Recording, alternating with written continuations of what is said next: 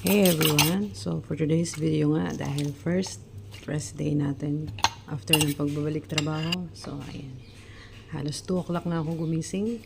Bumangon sa higaan. And then nagutom na nga ako. Feeling ko nangangatog na yung katawan ko, so lumabas ako.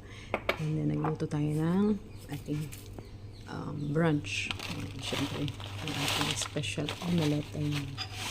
So, yan, napakasimple na lang ating omelette, guys. Pinaghalo-halo lang na kung ano-ano, basta na. And then, ito lang nga, guys. So, ayan, pinainit na natin ang ating mantika sa kawali.